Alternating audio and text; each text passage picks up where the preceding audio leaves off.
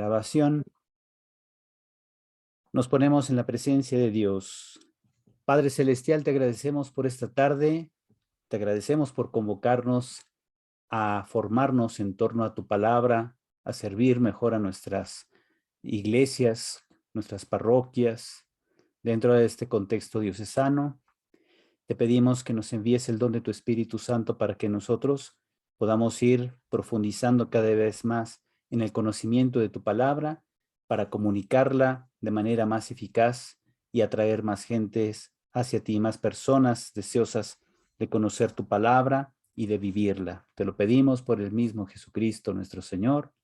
Amén. En el nombre del Amén. Padre, del Hijo y del Espíritu Santo. Amén. Bien, antes de comenzar, quiero preguntar si hay alguna duda con respecto al tema que vimos hace 8 días. Recuerdan que estamos viendo, les voy a compartir pantalla incluso para que nos ubiquemos aquí en este temario que hemos comenzado. Hemos hablado entonces, por ejemplo, de cuestiones elementales de la Sagrada Escritura. Vimos entonces, autor divino de la Escritura, pues es Dios, autor humano son los agiógrafos. Agiógrafo significa escritor sagrado. Es una palabra que viene del griego, idioma en que se escribe el Nuevo Testamento. Y entonces estuvimos viendo cómo, de acuerdo a esta diapositiva que está en pantalla, hemos visto entonces cómo la Biblia presenta una unidad en la pluralidad. Es decir, tiene una unidad en cuanto que solo Dios, el único Dios, es autor de la Escritura, es el inspirador de los contenidos. Él inspira a cada agiógrafo para que escriba y plasme precisamente este testimonio de la revelación, que es el contenido de la Escritura, el contenido de la Biblia, y que por eso podemos decir que la Biblia es palabra de Dios, pero es una palabra de Dios comunicada en lenguaje humano, es decir, de acuerdo a las formas literarias, a los modos de expresión de los humanos de aquel tiempo o de aquellos tiempos, porque ya ven, la fecha de composición de la Biblia pues va desde el siglo X antes de Cristo hasta el siglo II después de Cristo, lo que implica pues son prácticamente 1200 años más o menos, 1000 o incluso 1000, podríamos aquí hablar de 1150 con más precisión, entre 1150 y 1170 años en que se fue escribiendo en la Sagrada Escritura, y por eso vamos viendo cómo a lo largo de la Biblia tenemos diversos enfoques de los agiógrafos. Tenemos autores como los profetas, tenemos otros autores que pertenecían a escuelas de interpretación digamos, del dato revelado, o sea, de la acción de Dios que se reveló en el pueblo de Israel, que podemos identificar como tradiciones del Antiguo Testamento. Tal es el caso de la tradición yavista, la tradición deuteronomista, la tradición sacerdotal, ¿verdad? La tradición de los cronistas, es decir, los autores de los libros de las crónicas, que tienen una perspectiva teológica muy diferente a la de los autores que escribieron, digamos, los libros desde Deuteronomio, Josué, Jueces, los 2 libros de Samuel y los 2 libros de los Reyes, que pertenecen a la llamada tradición deuteronómica. Si los comparamos con la tradición de los cronistas, autores de los 2 libros de las crónicas, vamos a ver que tienen perspectivas teológicas muy diferentes. Yo les iré pasando entonces información. Aquí les paso entonces, bueno, estos documentos ya se los he pasado. Si alguien los necesita nuevamente, me los puede pedir y yo vuelvo a subir aquí al chat de grupo de WhatsApp el documento que tenemos en pantalla. Y bueno, pues hoy vamos a continuar viendo aquí el primer dato. Documentos pontificios que aportan directrices para la investigación bíblica. Antes de leerles o explicarles esta pequeña diapositiva, vale la pena comentar esto. Mucha gente pregunta, padre, ¿cuál es la forma correcta de interpretar este pasaje? Ujú. Y entonces, ahí nos estamos moviendo quizá en la búsqueda de una precisión en la interpretación, ¿ok? Lo cual está bien, pero también hay que comprender una cosa, fíjense. La interpretación de la Sagrada Escritura no se reduce a una única interpretación posible, sino que, como vamos a ver aquí, el magisterio eclesiástico, lo que nos va a dar son directrices para indicarnos por dónde se pueden hacer interpretaciones correctas. ¿Por qué? Porque la iglesia cada año va viviendo nuevas circunstancias. Por ejemplo, ahorita está de moda el tema de la sinodalidad, ¿se acuerdan? Todo lo hemos visto en parroquias, en documentos, en videos que puede uno ver incluso en YouTube. Pero a veces nos preguntamos, ¿cuál es la forma correcta de interpretar la escritura en este contexto? Bueno, el magisterio nos da ciertas directrices, como las que están en los documentos que aparecen ahora en pantalla. Sin embargo, el Papa y los obispos nos recuerdan, no hay una única forma de interpretar la escritura. Lo que sí, hay directrices, hay normas generales que hay que tomar en cuenta para una recta interpretación. Y las directrices que conocemos están precisamente en estos documentos que aparecen en pantalla. Tengo aquí nada más para resolver una pregunta de Gabriel, que pone en el chat. Continúan considerándose 4 escuelas o corrientes, las que escribieron el Antiguo Testamento. Bueno, más que nada no es tanto el Antiguo Testamento, sino el Pentateuco, ¿verdad? Porque del Antiguo Testamento, pues hay muchas más de 4, ¿verdad? Están todos los proféticos, los sapienciales, etcétera. Pero dentro del Pentateuco, lo que yo sé hasta el tiempo más reciente, es que la escuela eloísta, la llamada escuela eloísta que identifica, o la tradición eloísta que se podía identificar en el Pentateuco como aquella corriente que llama a Dios Elohim, esa escuela o corriente o tradición prácticamente se ha insertado o se ha considerado como parte principalmente de la yavista. No es que sea otra tradición, sino que hay autores de la corriente yavista que precisamente para evitar el uso del nombre Yahvé, mejor llaman a Dios Elohim. Por ejemplo, en el caso del Evangelio de San Mateo en el Nuevo Testamento, cuando él habla del reino de Dios, siempre dice reino de los cielos. ¿Por qué Mateo evita el tema o el título reino de Dios? Precisamente para proteger, salvaguardar la designación del nombre de Dios. ¿Por qué? Porque la comunidad a la que se dirige Mateo, que tal parece es la comunidad de Antioquía de Siria, tenía mucha presencia de judíos que habían aceptado a Jesús como Señor. Entonces, aunque Antioquía está en la zona de la diáspora, es decir, fuera de Israel, había muchos judíos en Antioquía que estaban aceptando la evangelización, estaban aceptando a Jesús como Señor, y entonces convenía, piensa Mateo, convenía a ellos presentarles la predicación de Jesús como la predicación del reino de los cielos, y así se evita una posible o eventual confrontación con aquellos judíos que prefieren que no se mencione el nombre de Dios. De hecho, si ustedes compran un libro judío de oraciones o una Biblia judía, que se pueden adquirir, por ejemplo, allá en Ciudad de México, en la tienda Jerusalén, así se llama, que está justo enfrente del Hospital Español, allá en Ejército Nacional. Si ustedes compran una Biblia judía y la ven, cada vez que aparece el nombre de Dios, cuando dice Dios, le quitan la I y le ponen un guión y solamente aparece la D mayúscula D-O-S. D-O-S. Ajá. Le quitan la I, ¿por qué? Porque te están diciendo con eso que incluso la palabra Dios es una palabra sagrada que hay que evitar pronunciarla. Ajá.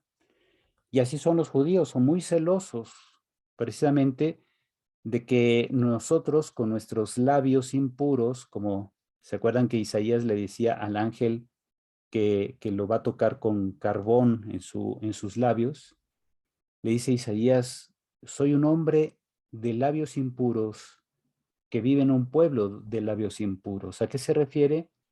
Pues nuestros labios se hacen impuros cada vez que mentimos, cada vez que decimos una mala palabra, cada vez que decimos, no sé, una expresión de doble sentido, etcétera. Ahí estamos, digamos, ensuciando nuestros labios. Y entonces los judíos dicen, con esos labios no pronuncies el nombre de Dios, tomando pues estas tradiciones muy antiguas, ¿no? Entonces, las demás tradiciones, por ejemplo, la deuteronomista, pues es de sobra que existe, es una tradición que se plasma a lo largo de muchos escritos. La tradición sacerdotal también se ve claramente que es aquella tradición que enfatiza mucho los aspectos litúrgicos de la Torá, de todo el Pentateuco. Y finalmente la tradición cronista pues, no pertenece a la Torá. La tradición profética tampoco. Y hay muchos profetas, profetas anteriores, posteriores, etcétera. Tenemos también las tradiciones sapienciales. Hay diversas tradiciones sapienciales en la Biblia. Y ya así se va completando todo el llamado Antiguo Testamento, que los hebreos le llaman la Tanaj. ¿Por qué le llaman Tanaj?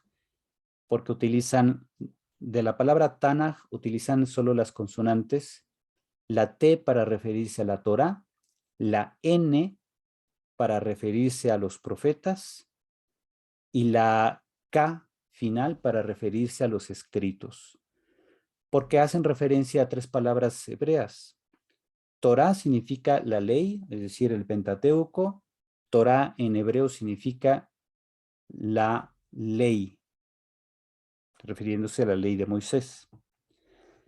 La N, con la que se refieren ellos a los profetas, la N es la primera letra de la palabra hebrea Neviim, que significa profetas. Neviim significa profetas. Y la K es la primera letra de una palabra que en hebreo se dice Ketubim, que significa escritos.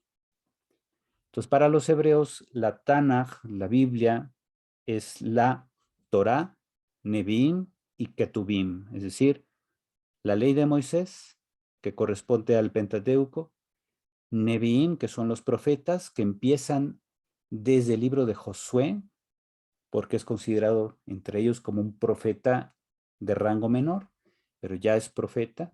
Josué, aquellos que pertenecen a la historia de los jueces, los Samuel y los reyes, etcétera, van ahí apareciendo los profetas menores, y después los profetas mayores, como Isaías, Jeremías, Ezequiel, etcétera, ¿verdad? Zacarías, y hay una gran cantidad de profetas. Y luego los escritos, donde entran los Salmos, el libro de Job, Eclesiastés, ¿verdad? Y otras obras que van configurando toda la Biblia para los hebreos. Recuerden que ellos no aceptan el Nuevo Testamento. Entonces, para los hebreos la Biblia es simplemente lo que para nosotros es Antiguo Testamento. ¿Ok? Bien, entonces, en estos documentos que aparecen en pantalla, tenemos entonces la carta encíclica Providentissimus Deus del Papa León XIII, escrita en 1893. La carta encíclica Divino Afflante Spiritu del Papa Pío XII de 1943.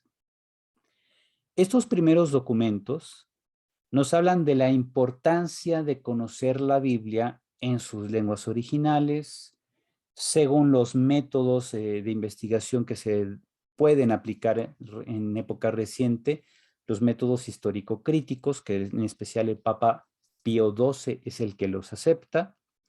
¿Qué son los métodos histórico-críticos? Aquellos métodos que investigan la Biblia en sus etapas de formación.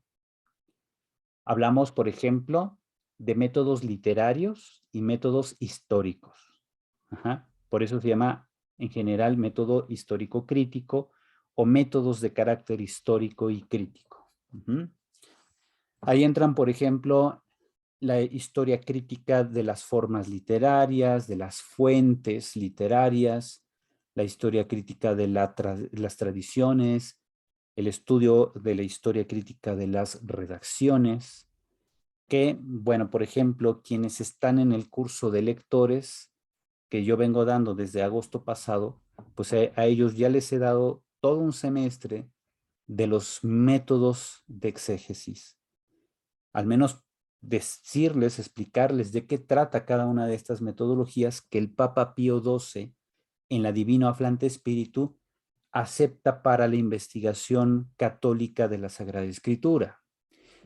Los protestantes, sobre todo de corte luterano, ellos ya tenían prácticamente 200 años aplicando este tipo de métodos al estudio de la Biblia, y de parte de la Iglesia Católica había mucha sospecha.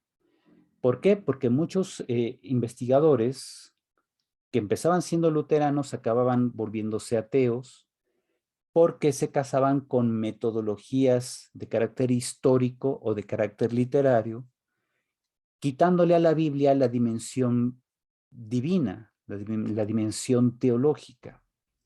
Y entonces el Papa Pío XII finalmente supera ese miedo en 1943 y dice, a ver, queridos católicos, si alguien quiere estudiar la Biblia a profundidad, puede valerse de los métodos histórico-críticos, como estos que les he mencionado, pero siempre salvaguardando el carácter teológico de los escritos, el carácter revelatorio, porque son testimonio de la revelación de Dios, y por eso se debe tener mucho cuidado al momento de aplicar las metodologías histórico-críticas, porque fácilmente, se los digo, o sea, fácilmente uno puede perder la fe. ¿Por qué? Porque fíjense, muchos métodos, por ejemplo, las formas literarias. La metodología de formas literarias te analiza la forma en que están redactados los milagros de Jesús, los exorcismos, etcétera, digamos, los discursos de Jesús, una gran variedad de textos del Nuevo Testamento, que cuando tú comparas con otros escritos dentro y fuera de la Biblia, te das cuenta que se sigue la misma forma literaria. Ajá. Y entonces muchos especialistas creían que como los autores del Nuevo Testamento utilizaban las formas literarias de otras culturas, pues entonces negaban el carácter divino o el carácter revelativo o revelatorio de las escrituras, diciendo, no, nada más aplicaron la misma forma literaria y entonces todo es puro cuento, es puro mito. Y de hecho hubo así algunos especialistas que empezaron siendo luteranos y acabaron volviéndose ateos, ¿verdad? Que negaron todo aspecto divino del estudio de la Biblia. Ajá. Y así, por ejemplo, hay un cuate que se apellidó Strauss, se los voy a poner aquí en el chat, ¿verdad? Strauss. Aunque hay un Strauss que es un músico, este es otro, ¿verdad?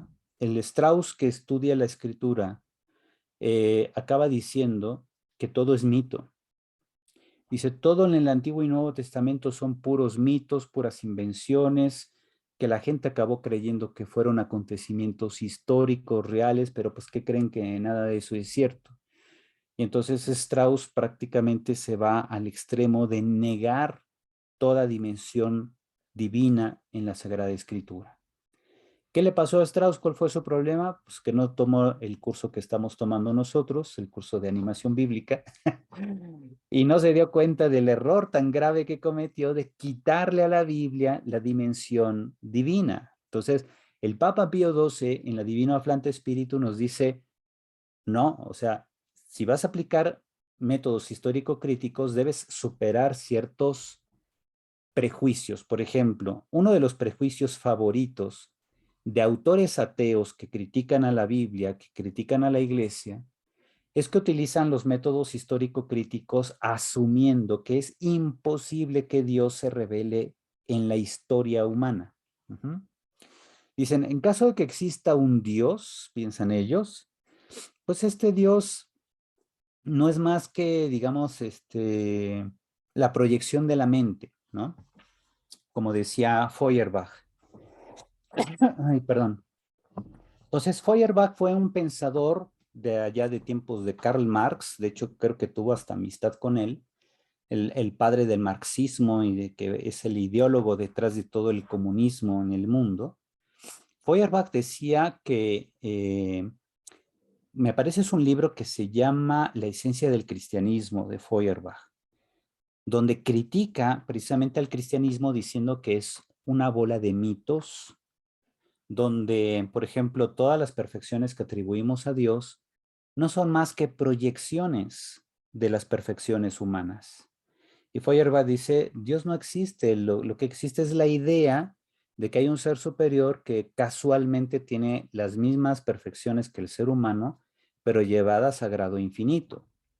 Y dice Feuerbach, eso es un cuento, como cuento es Santa Claus, los Reyes Magos, etcétera. Entonces, pues ahí vemos todo el ateísmo cuando empezó a surgir en la época moderna y a presentarse como alternativa a las creencias religiosas. Este, pues hasta la fecha sigue creando mucha controversia y seguramente algunos de ustedes conocerán gente así, pueden ser sus hijos, amigos de sus hijos, conocidos de ustedes, que contrastan continuamente a la iglesia, la fe, la religión, la Biblia, etcétera, con argumentos como estos, diciendo que todo es pura imaginación. Entonces, fíjense, estamos hablando aquí de teorías del siglo XIX que para 1943, época de Pío XII, en plena Segunda Guerra Mundial, que estaba este, en su apogeo precisamente de 1939 al 45 de la Segunda Guerra Mundial, pues mucha gente empezaba a decir, bueno, ¿dónde está Dios? Quizá Dios no existe, porque si Dios existiera no habría guerra, no habría tantas muertes, no se destruirían cristianos contra cristianos en Europa, tal como lo estamos viendo todos los días en las noticias, ¿no?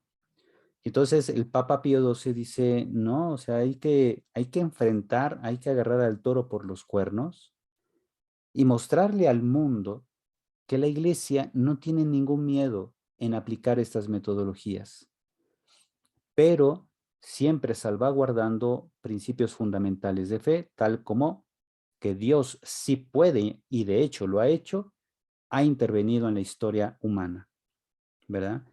Las narraciones o acontecimientos más primordial o más bien, más importantes de la Biblia sí tienen un fundamento histórico, como el paso del Mar Rojo, la toma de la tierra prometida, David como rey, la secuencia de reyes en el reino del norte y reino del sur, es decir, en el reino de Israel y el reino de Judea, la misma venida de Cristo, ¿verdad?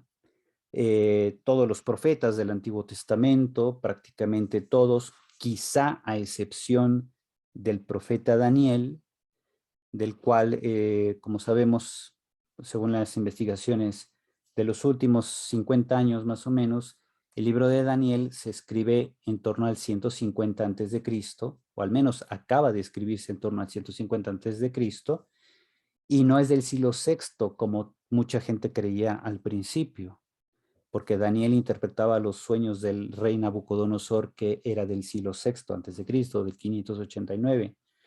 Y entonces mucha gente interpretaba al pie de la letra el libro del profeta Daniel y creían que Daniel había escrito el libro. Entonces, aunque hay tradiciones que se puedan remontar hasta el siglo VI, prácticamente la redacción del libro, como lo conocemos, terminó de formularse en torno al año 150 a.C. y obviamente no lo escribió el Daniel histórico. Si es que llegó a haber un profeta Daniel histórico, habrá escrito, digamos, la base, el fundamento de los primeros 6 capítulos del libro, pero no todo el resto del libro, porque sobre todo a partir del capítulo 7 en adelante, el libro es de carácter apocalíptico. Y entonces la apocalíptica no existía en tiempos del rey Nabucodonosor. La apocalíptica es un movimiento judío que empieza a tomar fuerza principalmente entre el año 200 y el 150 antes de Cristo. Estamos hablando, por tanto, 389 años de distancia con respecto a Nabucodonosor. Así que, bueno, pues el libro no pertenece a esa época, así en su forma final, ¿no? Y entonces ahí, ¿qué es lo que estamos haciendo? Para saber eso, pues hay que hacer indagaciones literarias, históricas, teológicas, y uno va descubriendo precisamente, aplicando los métodos histórico-críticos, podemos conocer de manera, de una aproximación del 90% de probabilidad de que el libro de Daniel tuvo etapas de redacción a lo largo de varios siglos, hasta que encontró su forma final en torno al 150 a.C., justo después del triunfo de la rebelión de los macabeos contra Antíoco IV Epífanes, a quien acabaron corriendo por esas fechas. Entonces, corren Antíoco IV, en torno al 150 muere Judas Macabeo, que fue un gran acontecimiento dentro de Israel, concretamente en Jerusalén. Y después vino la redacción de estos últimos capítulos del profeta Daniel. Y quizás se le dio, como decimos en español en México, quizá le dieron por ahí manita de gato, es decir, algunas modificaciones textuales que han de haber añadido a los primeros 6 capítulos de Daniel que ya existían. Y entonces ya queda el libro como una unidad textual con gran nivel de coherencia, pero que refleja una época de pensamiento muy posterior a la del Daniel del siglo VI antes de Cristo. Y entonces, fíjense, todo esto es posible saber gracias a la investigación histórico-crítica. Es decir, se toman los análisis históricos de la época de Babilonia, de Persia, de Israel, sobre todo de la época del llamado Segundo Templo, que es el que construye Zorobabel. ¿Quién es Zorobabel? Pues un judío que recibió aprobación de parte del rey de Persia, recibió el dinero para reconstruir el templo de Jerusalén, que había sido destruido en el 589 a.C., y Zorobabel reconstruye el templo en torno, ya así como en su etapa final, en torno al 518 a.C., más o menos, en que ya finalmente queda reconstruido el templo y surge entonces la llamada época del judaísmo del Segundo Templo. Y así este judaísmo existió hasta prácticamente el año 135 de la época cristiana, cuando los romanos invaden Jerusalén, liderados por el emperador Adriano, y expulsan a los judíos de Jerusalén. Y ellos no pudieron volver propiamente a Jerusalén, a gobernar Jerusalén, sino hasta 1948, apenas el siglo pasado. De hecho, muchos de nuestros padres y abuelitos nacieron en torno a esa época, y ahí fue precisamente cuando los judíos pudieron volver.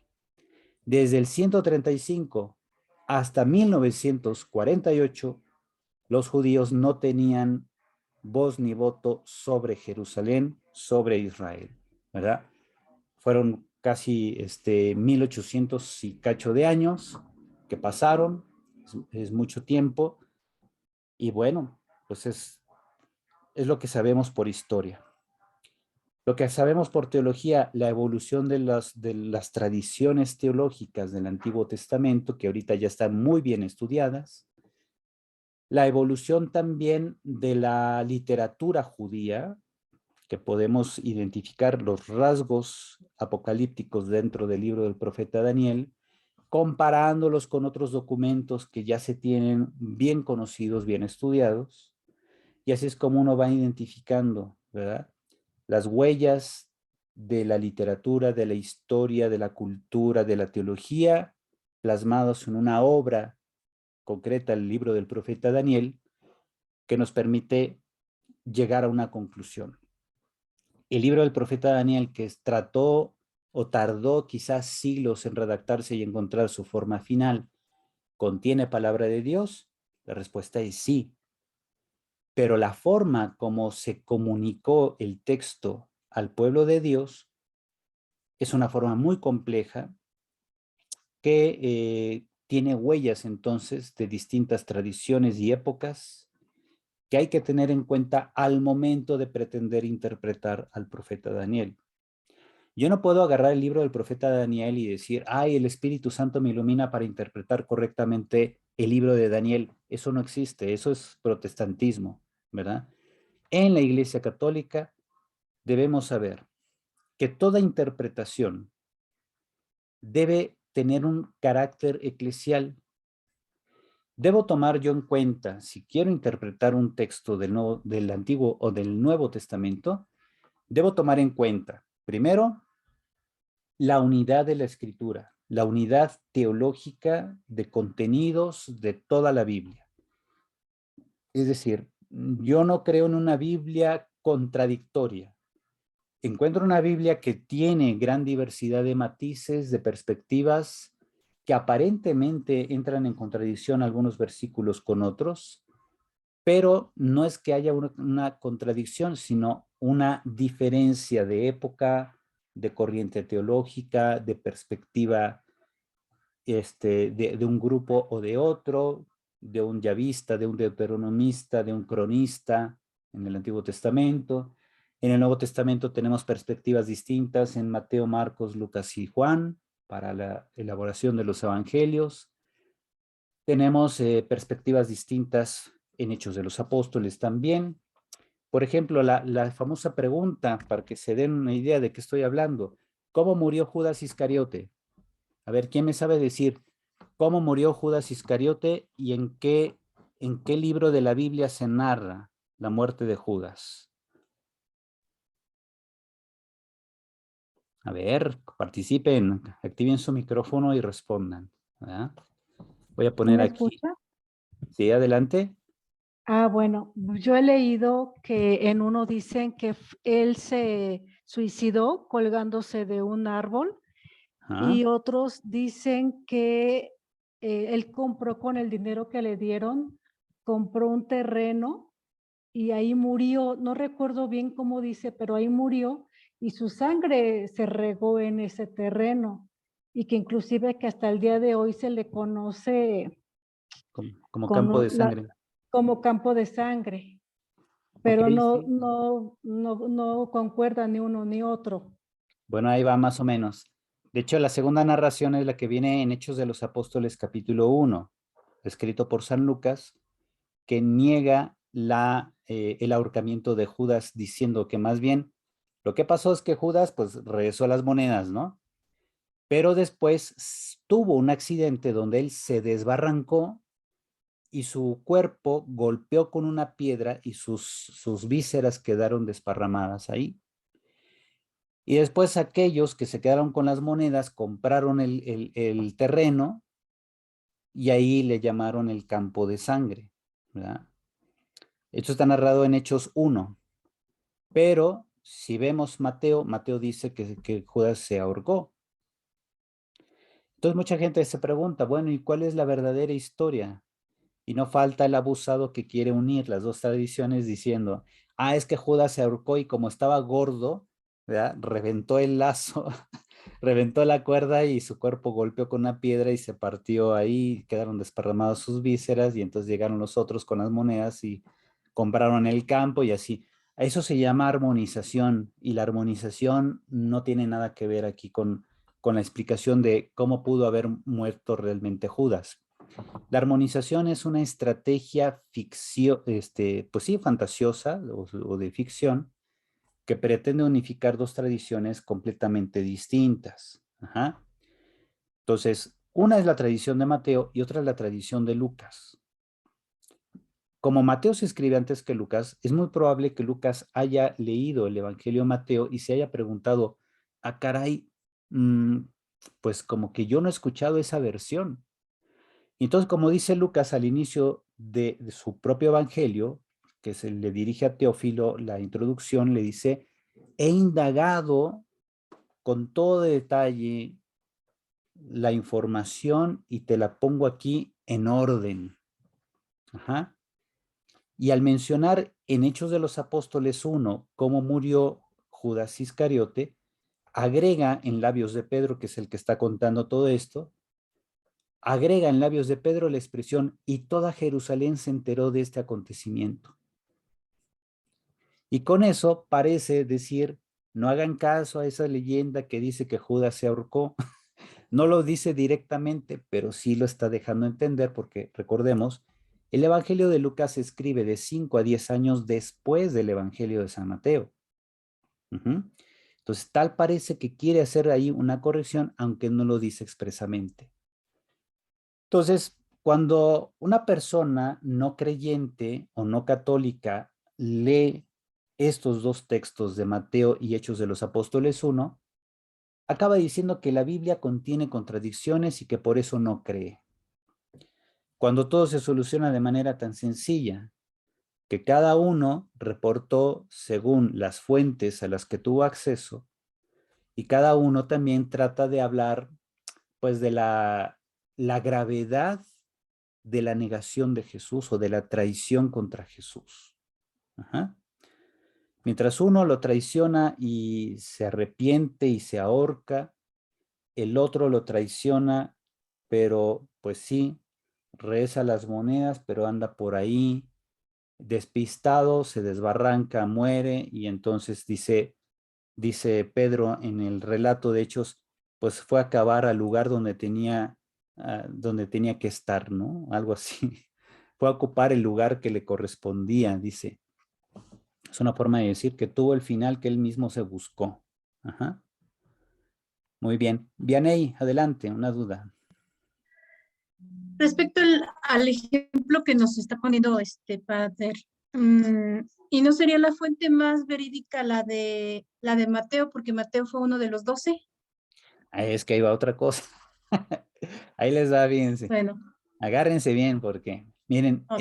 el primer reporte que tenemos en la historia de la iglesia de que el Evangelio de Mateo se atribuye al apóstol Mateo viene en Historia Eclesiástica de Eusebio de Cesarea, quien era pues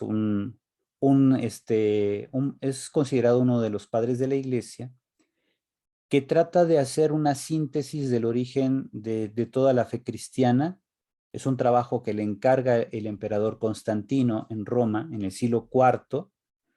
Y entonces, de todas las informaciones que va recogiendo Eusebio, pues dice, pues mira, la tradición dice que Mateo, el recaudador de impuestos, fue el que escribió el Evangelio. Pero después vienen los biblistas, aquí ya auspiciados por el Papa Pío XII, y lo que hacen es un análisis crítico literario, aplicando criterios de investigación histórica y de investigación literaria, empiezan a aplicar la metodología, por ejemplo, de la estilística.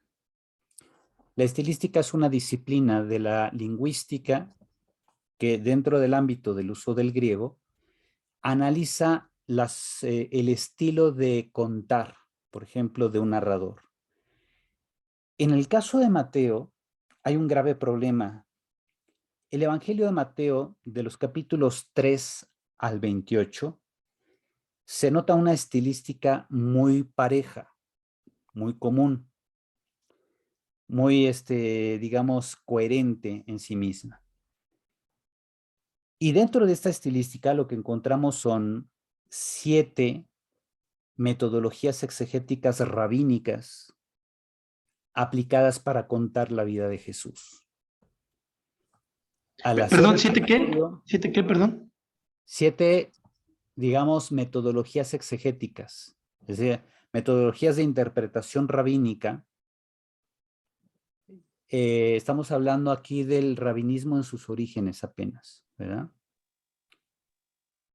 Que se remontan en torno al año Amor. 80, entre el 80 y el 100, se desarrollan estas metodologías ya bien definidas. Y entonces dicen, a ver, el Evangelio de Mateo contiene 7, digamos, recursos, que son estas metodologías, 7 recursos que son típicos de escribas, es decir, de aquellos que escribían las nuevas copias de las Biblias en pergaminos, ¿verdad? Que eran los encargados de hacer la nueva redacción de pergaminos para las sinagogas, esos eran los escribas. Y estos escribas, pues conocían todas estas metodologías, sobre todo cuando escribían los llamados Targum. La semana pasada les conté, el Targum es la traducción del hebreo al arameo con un comentario que el encargado de la sinagoga tenía que leer en caso de que él mismo no estuviera preparado para interpretar las lecturas del sábado en la sinagoga. Entonces, dicen, el autor del Evangelio de Mateo es claramente un escriba que utiliza estas metodologías de interpretación que todos los escribas conocían dentro de un ámbito de formación de las llamadas yeshiva, que eran las escuelas de escribas, y que se plasman directamente en la forma de redactar el Evangelio, cosa que no existe en Marcos, ni en Lucas, ni en Juan. Ajá. Ahora dicen, de acuerdo a las tradiciones propias de los judíos, los escribas eran formados desde la adolescencia en las yeshiva, en estas escuelas de escribas. En esas mismas escuelas se formaban a los fariseos, por ejemplo, que iban a ser con el tiempo doctores de la ley, los maestros que interpretaban al público la Torá, sobre todo la ley de Moisés. Entonces uno se queda pensando, a ver, según el contenido del Evangelio, Mateo era recaudador de impuestos. Por tanto, era un hombre al que no le interesaba la fe de Israel. Era un vendepatrias porque trabajaba para los romanos, sacaba impuestos a la gente, le daba el dinero a los romanos, ellos le daban protección, le garantizaban miembros del ejército romano que acompañaban luego al recaudador a cobrar a los morosos directamente en sus casas, y si no pagaban, vendían a los integrantes de la familia como esclavos y de ahí recuperaban el dinero. Eso era lo que hacían los romanos, sobre todo los recaudadores de impuestos, a eso se dedicaban. No solamente cobraban impuestos, sino que vendían como esclavos a los integrantes de las familias de gente que no pagaba impuestos. Los recaudadores de impuestos, por tanto, eran gente que no tenía temor de Dios, no eran religiosos para nada, no les interesaba nada que tuviera que ver con la Torá, la ley de Moisés, la vida sinagogal, ni nada de eso. Y entonces, si un recaudador de impuestos ya de una cierta edad se convierte en seguidor de Jesús, va a ir a una escuela rabínica, a una escuela de yeshivas, de escribas, para aprender a redactar una vida de Jesús. Dicen, lo más probable es que no. Es más probable que de hecho cuando uno investiga ahí y ve el Evangelio de Mateo en muchos manuscritos, cuando se menciona al recaudador de impuestos se le llama Leví y no Mateo. Cuando aparece Mateo entre paréntesis en nuestros leccionarios, es porque se basa esa copia o ese texto de la Vulgata revisada, que es la que sirve de base para los leccionarios actualmente. La Vulgata parece ahí basarse en manuscritos tardíos, y no en manuscritos del siglo II, del siglo III, especialmente papiros y los códices, los primeros códices más antiguos ya del siglo IV, que no contienen la palabra Mateo cuando hablan de la vocación de San Mateo. Sí mencionan todos Leví, pero los manuscritos que añaden Mateo después del nombre Leví ya son manuscritos tardíos que tal parece reflejan lo que sospechaba Eusebio de Cesarea en el siglo IV, de que el autor de todo el evangelio había sido un recaudador de impuestos converso. Ajá. Y entonces, entre lo que escribe Eusebio de Cesarea dice, hay un tal Papías, o hubo un tal Papías, obispo de Hierápolis, que parece fue el primero que consideró que Mateo, el discípulo del Señor, hizo el evangelio. Ajá. También eso lo creía, por ejemplo, San Agustín, ya entrado el siglo, entre el siglo V y el VI, San Agustín pensaba también que Mateo, recaudador de impuestos, había sido el redactor del Evangelio. Uh-huh. Y bueno, pues ya cuando uno analiza el Evangelio de Mateo desde criterios literarios, uno dice, el Evangelio de Mateo es demasiado complejo como para que un recaudador de impuestos se pusiera durante años a aprender metodologías exegéticas rabínicas para contar una vida de Jesús. Le era más fácil, digamos, copiar y pegar el contenido del Evangelio de San Marcos, que ya existía.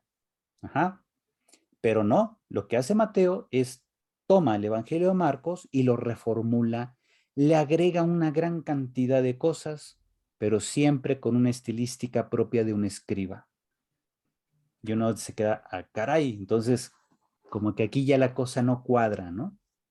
Ahora recuerden, en los estudios histórico-críticos lo que nos presentan son siempre aproximaciones históricas. Nunca vamos a encontrar una certeza literaria, una certeza histórica. ¿Por qué? Porque no tenemos los datos suficientes para llegar a una conclusión unívoca, de decir, solo esta es la conclusión válida. Lo que sí tenemos es un alto nivel de probabilidad de acertar, incluso aquí aplicando la llamada navaja de Ockham. ¿Quién era Ockham? Guillermo de Ockham fue un monje franciscano, un fraile franciscano, que decía que ante un misterio, la posible solución más fácil tiende a ser la más probablemente correcta. Ajá. Es decir, la explicación más sencilla que tú puedas dar al problema es casi seguro que es la correcta. No podemos confirmarlo, ¿verdad? Pero sí podemos pensar con alto nivel de probabilidad que el autor del Evangelio de San Mateo es más bien un escriba que se hizo cristiano de segunda generación, es decir, que fue evangelizado por los apóstoles y que se decidió a escribir una vida de Jesús basándose principalmente en el Evangelio de San Marcos, a quien sigue casi al pie de la letra en muchos pasajes, que añade otros datos, otra información que refleja su gran interés por forjar una comunidad eclesial, por eso es el evangelio eclesial por excelencia, y le da una relevancia preponderante a Pedro por encima de los demás discípulos. Es el que más insiste en la autoridad de Pedro en el llamado colegio apostólico. En el grupo de los 12, Pedro siempre es el elegido del Señor, ¿no? Y por eso en la confesión de fe de Pedro, Mateo le pone en labios de Jesús un encomio, una elegía, ahí enalteciendo a Pedro por la respuesta que ha dado de que tú eres el Hijo de Dios vivo, ¿no? Cosa que Marcos no pone. El Pedro de Marcos, cuando Jesús pregunta, ¿quién soy yo para ustedes? Después de preguntar quién dice la gente que soy yo, allá en Cesarea de Filipo, el Pedro de Marcos responde simplemente, tú eres el Mesías. Lo mismo el Evangelio de Lucas. Le responde, tú eres el Mesías. Pero el Evangelio de Mateo dice, tú eres el Mesías, el Hijo de Dios vivo. Pues ya hay una modificación textual. Ajá. Y luego Jesús le responde a Pedro, dichoso tú, Simón, hijo de Juan, porque esto no te lo he revelado ni la carne ni la sangre, sino mi Padre que está en los cielos.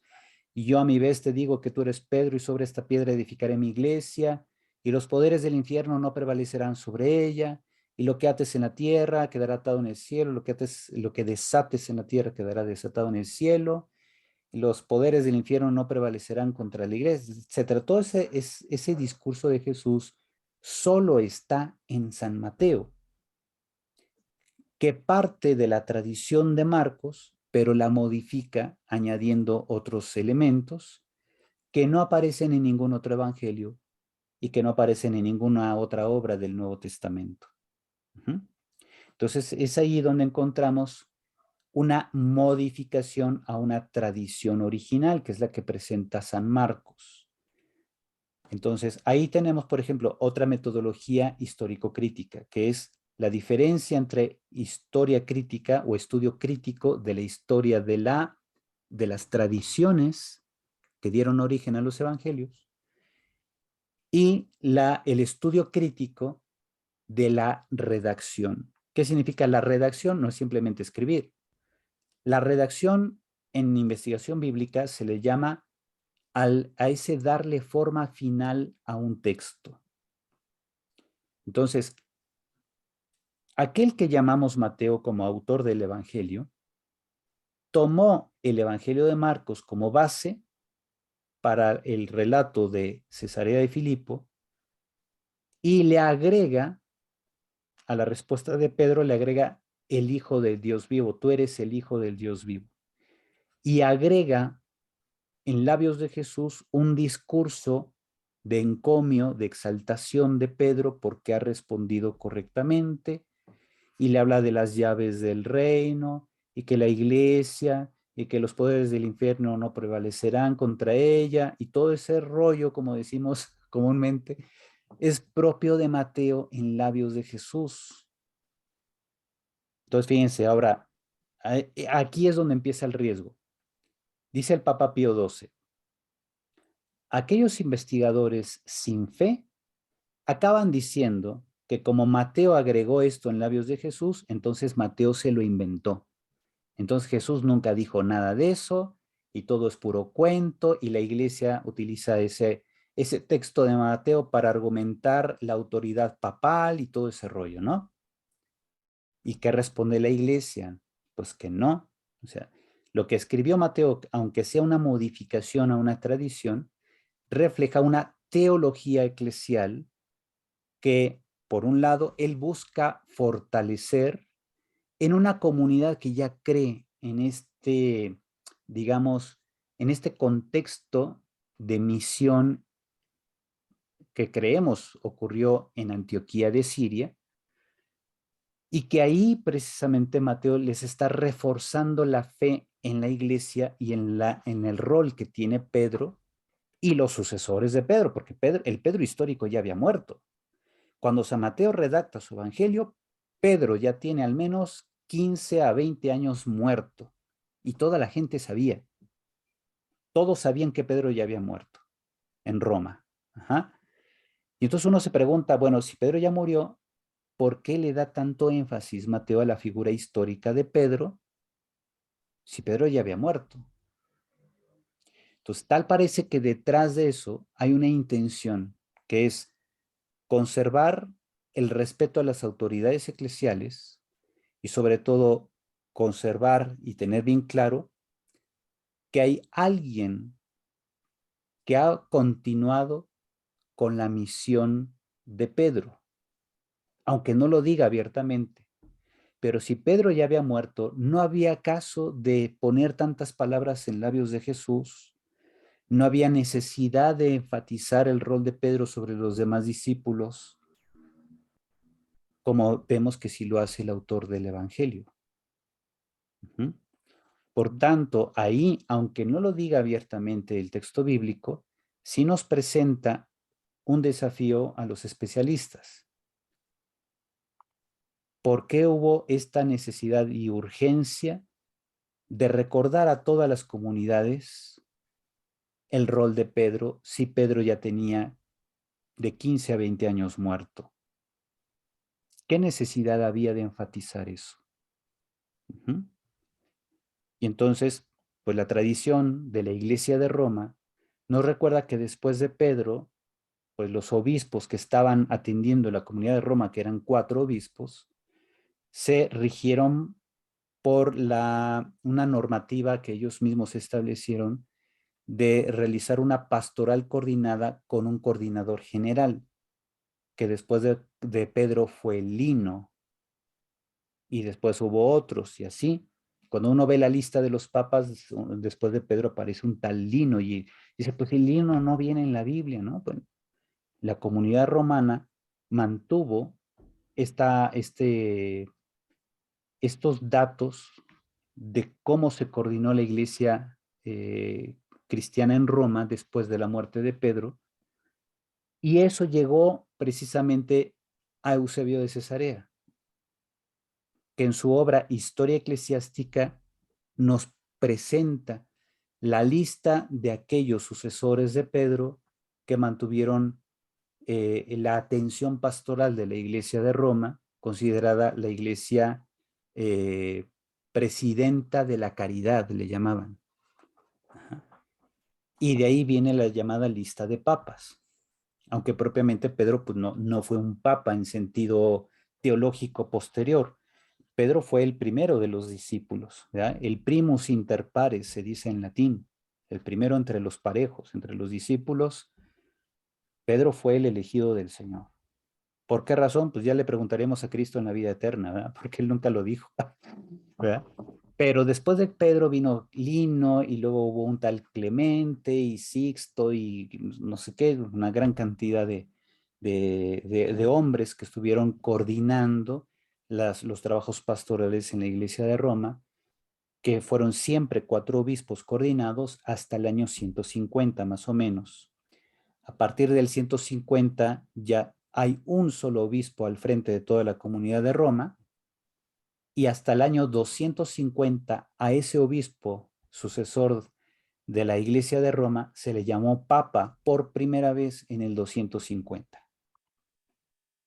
¿Cómo ven? Así se hacen las grandes historias, ¿verdad? Bien, entonces pregunta aquí, repetir el nombre Y de la también obra las de Eusebio. grandes confusiones a veces. Así es.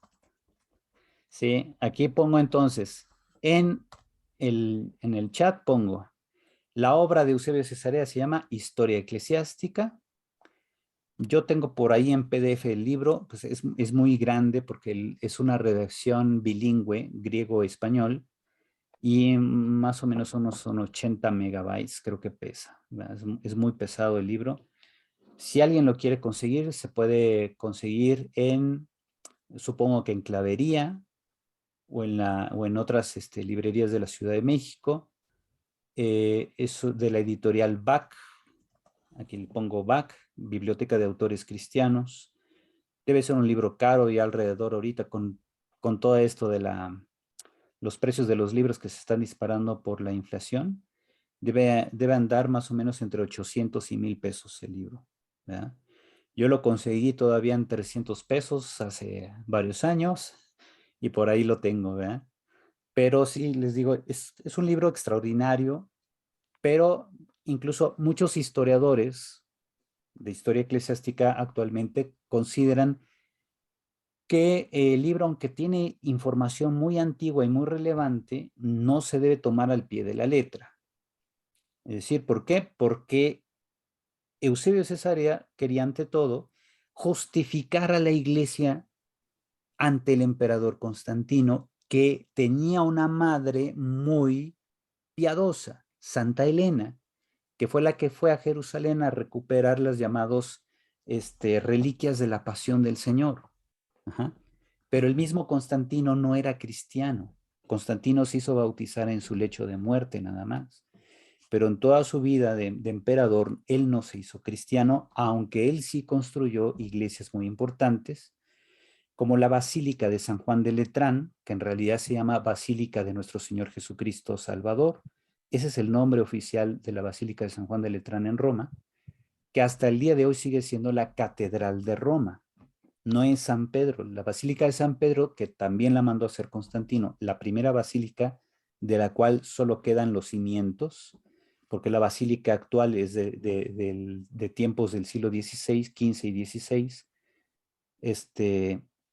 La primera basílica que construyó Constantino también es del siglo IV. ¿Ya? La Basílica de San Juan de Letrán es, si no me equivoco, del 320 o 322, por ahí, que de hecho debe estar ahorita cumpliendo 1700 años de su construcción. Claro que su construcción era muy diferente a la basílica actual, ¿verdad? También la basílica actual pues tiene más bien un estilo del siglo XVI. Pero la basílica original que mandó construir Constantino, ahí en la avenida Lateranense, que es como se llamaba ya esa región, y que comúnmente le llamamos San Juan de Letrán, en realidad se llama Basílica de Nuestro Señor Jesucristo. Fue la primera basílica en Occidente, en el Occidente cristiano, construida en esa época.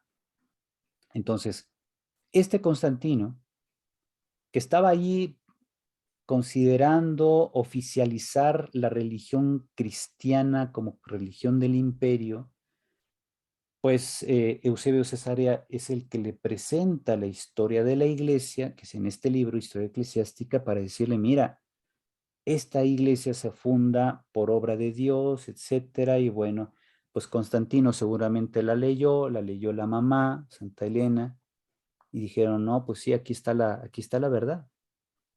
Y entonces Constantino prácticamente va permitiendo al menos que el cristianismo se haga una religión aceptada.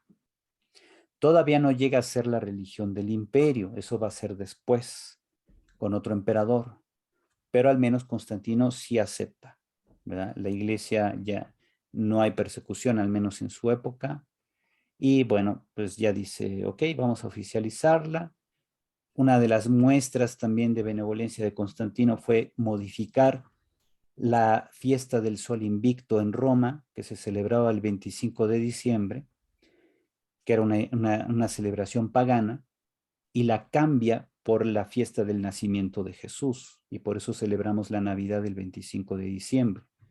¿Verdad? Fue por, digamos, no solo por quedar bien con la mamá, sino también porque los cristianos querían celebrar el nacimiento del Señor. Dijo, híjole, como nadie sabe realmente cuándo nació Jesucristo, y aquí en Roma la fiesta principal es la fiesta del Sol Invicto, porque a partir del 25 de diciembre el sol empieza a salir más temprano y se mete más tarde, ¿verdad? Que es el fenómeno que vemos siempre en diciembre, que los días son muy cortos, las noches más largas. Pues Roma, que está más cerca del Polo Norte, digamos, para que nos ubiquemos, Roma está más o menos a la altura de Nueva York, que está muy, muy al norte con respecto a nosotros, y entonces los días son muy cortos en invierno y las noches son muy largas en Roma. Pero a partir del 25 de diciembre el sol empieza a salir más temprano que el día anterior y se empieza a meter más tarde que el día anterior, que el día 24, que el día 23, que el día 22 y así. Y por eso los romanos celebraban la fiesta del sol que vencía las tinieblas en la época de invierno y empezaba a amanecer más temprano y había más luz de sol durante el día. Entonces esa fiesta era una fiesta pagana y Constantino dijo, ok, vamos a eliminar la idolatría al sol y reconocemos en Cristo al sol que nace de lo alto, como lo dice el papá de Juan el Bautista en Lucas, cuando Juan el Bautista nace y el papá dice esta oración de alabanza que llamamos comúnmente el Benedictus, y ahí dice que Cristo es el sol que nace de lo alto. Y por ese versículo, Constantino dijo, vamos a poner la fiesta del nacimiento de Jesús, el verdadero sol invicto, el 25 de diciembre. Y de ahí para acá, como decimos, de ahí para el Real, ¿verdad? Celebramos Navidad el 25 de diciembre. Pues muy bien, ya para despedirnos, antes de despedirnos les digo, entonces, en síntesis, estos documentos que aparecen aquí en pantalla Ya les digo entonces.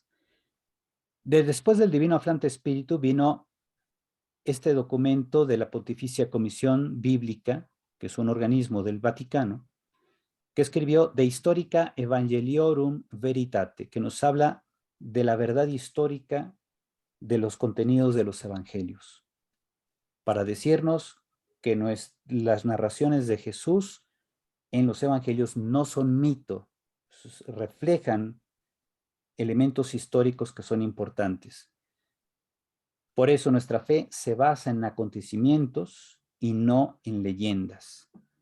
Después, en 1965, la Dei Verbum del Concilio Vaticano II nos habla de todo, es prácticamente toda una constitución dogmática que nos recuerda el por qué Dios se ha revelado, por qué es necesario creer, los contenidos de la escritura, cómo se escribió la Biblia, cómo hay que estudiarla, donde vienen los llamados criterios católicos de interpretación bíblica. Todo está aquí en la Dei Verbum, un documento pequeñito de escasas 40, 50 páginas, y ahí viene todo, ¿verdad? La síntesis que hasta el día de hoy seguimos trabajando. Después vino hasta 1993, fíjense, son casi 30 años después del concilio, se publicó también de la Pontificia Comisión Bíblica el librito Interpretación de la Biblia en la Iglesia, que ya se los iré platicando poco a poco. Después, en el 2001, también de la Pontificia Comisión se escribió El pueblo judío y sus escrituras sagradas en la Biblia cristiana, que tiene como función principal recordarnos pues, que el Antiguo Testamento es importantísimo para la fe cristiana. No podemos hacerlo a un lado y quedarnos solo con el Nuevo Testamento, porque eso sería prácticamente una herejía, o sería como hacer resurgir una herejía que fue muy taquillera en su tiempo, ¿verdad? Pero que se debe evitar. Una herejía muy antigua que se llama el marcionismo, porque hubo un fulano llamado Marción que prácticamente arrancó todo el Antiguo Testamento de la Biblia cristiana, diciendo que solo el Nuevo Testamento importaba. La iglesia, perdón, le dijo: estás loco, es herejía tu enseñanza, y pues lo destituyeron, ¿no? Después, el Papa Benedicto XVI en 2010 publica La Verbum Domini, un documento que también yo he dado prácticamente curso sobre la Verbum Domini, sobre todo los contenidos respectivos con respecto a la interpretación de la Iglesia. También, por ejemplo, a los que se están preparando para el lectorado en la diócesis, ¿verdad? Precisamente en este semestre, más o menos de enero a principios de mayo, les expliqué la Verbum Domini. Después, en 2014, tenemos de la Pontificia Comisión otro documento, La inspiración y la verdad en la Sagrada Escritura. Y en el año 2020, también de la Pontificia Comisión Bíblica, el documento ¿Qué es el hombre? Es el más reciente, que también lo tengo en PDF, se los puedo mandar, que es una explicación de la antropología teológica que encontramos en el Antiguo y el Nuevo Testamento, que hay que tener en cuenta al momento de interpretar la Escritura. Y como les digo, el Magisterio nos presenta en todos estos documentos directrices. No nos dice cuál es la interpretación correcta de la Biblia, porque eso no existe. No hay una interpretación única y última de la Biblia. Lo que sí tenemos son directrices, digamos, orientaciones generales y universales que el magisterio, que es la enseñanza oficial del Papa y los obispos, ellos nos dan estas directrices para que las tomemos en cuenta al momento de querer interpretar un texto.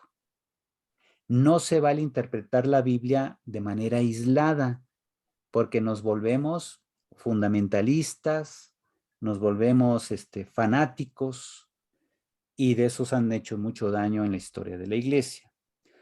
Hay mucha gente, incluso hasta el día de hoy, quizá en parroquias, gente que pues no toma verdaderos cursos de interpretación bíblica, que agarra los pasajes bíblicos y los acomoda a su gusto, ¿verdad?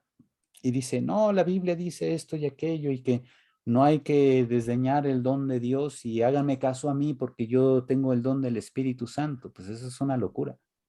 Se vuelven exégetas, autoexégetas, ¿no?